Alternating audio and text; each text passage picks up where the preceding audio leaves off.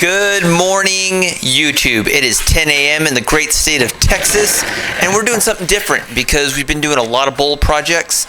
And if you've watched my channel before or you've been with me from the beginning, you know that I did dabble in making tables at one point. And I said last year toward the end, I'm going to do tables in the summer because the summer is the best time to do tables in my opinion, because you don't have to worry about the cold and the epoxy works a little bit better. So, what are we doing today? We're doing a crayon table, and we're also cheating a little bit with this prefabricated piece of pine. But don't worry, we're going to actually create something, but I've learned from my previous mistakes, and we're going to do something completely awesome. So, picked this bad boy up at Lowe's, decided I needed a better template than I did in my previous crayon table. And if you saw the thumbnail, this is actually going to turn out to be in our benefit because it actually looks amazing. I'm glad I did this, but I need the thickness to be a little bit wider, so what we ended up doing was taking these pieces of pine board. Now we're just cutting them down so we can make a bottom template for the actual tabletop itself. So back on the miter saw, this tool absolutely terrifies me because I've had so many hiccups with it. It scares the hell out of me, but luckily everything went according to plan when I did this portion of it, and now we're taking out the clamps. First time we've had to take them out all 2021, so kind of excited about this. And basically all we're going to do here is do a glue up of the actual board itself. So all we're doing is just making another round template so that we can stack these together, and I can take my routery tool and gouge out appropriate depth so we can put the crayons in them. So that's all this is for. This is just in theory, it's an unnecessary step. I could have just bought two of those round, prefabricated pieces, but I consider that cheating in my opinion. So I needed to have my creative outlet just at least make something. So that's all we're doing here. So took that up, glued it up, flattened it all up, put some weight on it because I've learned from some other projects when I first got into woodworking that even though you put it in the clamps, it will bend in the middle if you don't appropriately level everything out. So all we're doing now is just taking all the weight off and getting everything clamped up the way we need to. So this came out, pretty good.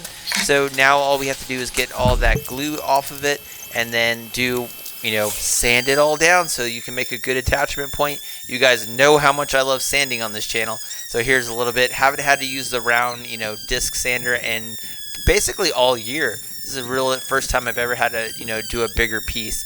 So here I am on my knees in the driveway trying to get everything nice leveled out, getting all those glue pieces done so we can make a nice flat piece of wood for the project.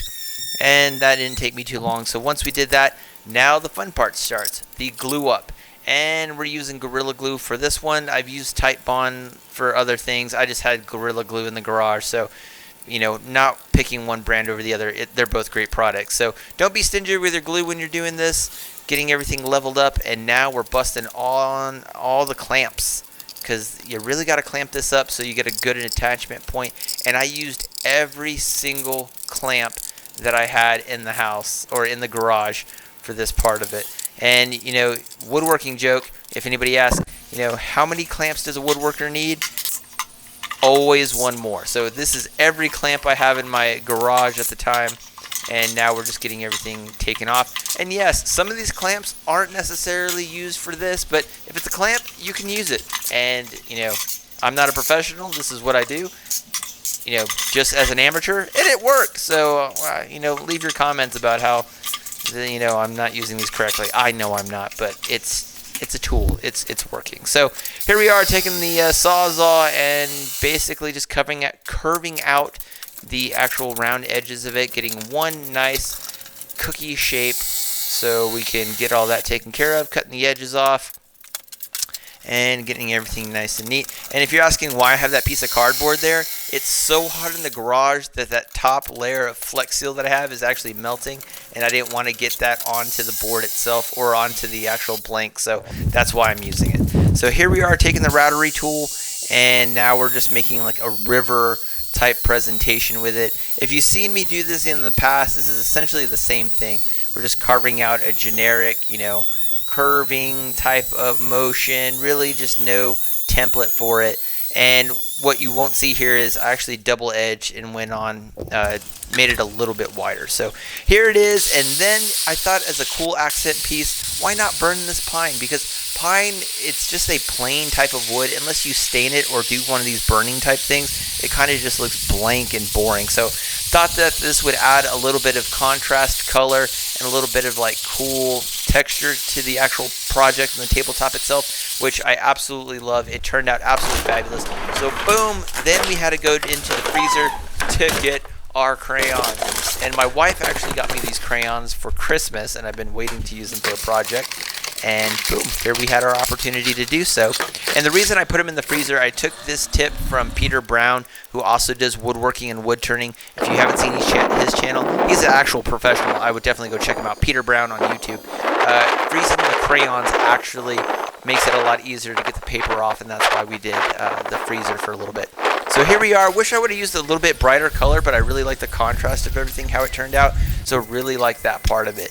So then all we did once we got the crayons in, go over with our East Coast resin, filling in the gaps with our first layer of epoxy and let this set up. And the reason I did this is so that there's an attachment point, because if I went ahead and just poured all the epoxy on there, it would have floated and then I would have had an uneven surface. So then after we're all done with that, came back with our top layer. This is actually going to be the actual tabletop itself.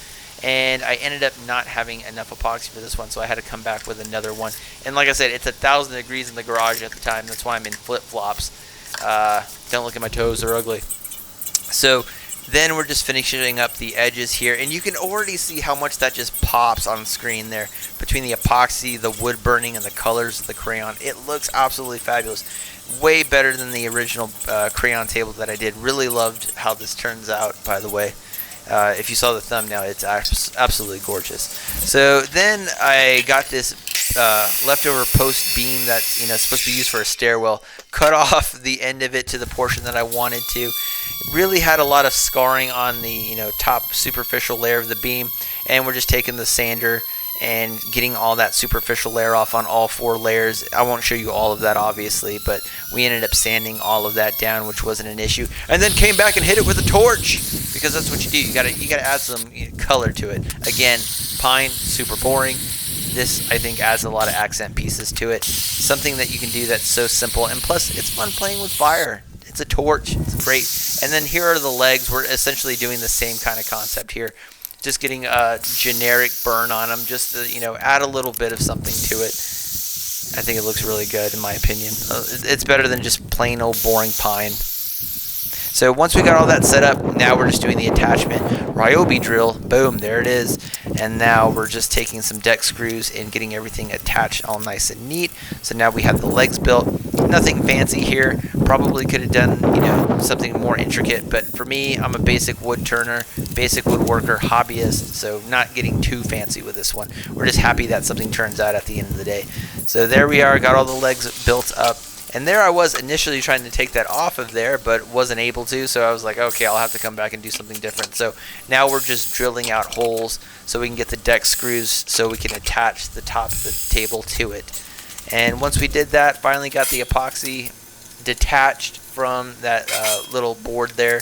And now all we're doing is putting in the deck screws, getting everything nice and attached. Everything in there nice and neat. Having to go back a couple of times just to make sure that we're getting a proper angle so they have good attachment points, so that there's no wobbling on here, because the last thing you want is a beautiful piece with wobble. So once we got all that done, then I decided just to go ahead and paint some epoxy on the sides, so everything is just nice one flush color.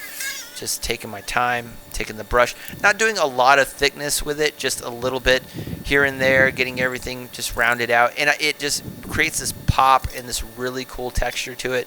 It just looks really smooth. I think it adds a lot to it. And here we are, completely done with it. Like I said, this is my first summer table. I finished this in May. You guys are probably going to watch this in July. So one of my more recent projects. I'm moving out of the garage into a different house. So going to be a lot of different projects a little bit later on in the year if I decide to post those. But really happy the way this turned out. Crayon table. Next one I do, I'm going to do something different with the post. Absolutely love how this turned out. I got tons of requests for me to make these for people at work. Absolutely loved it. So hope everybody's having a good summer.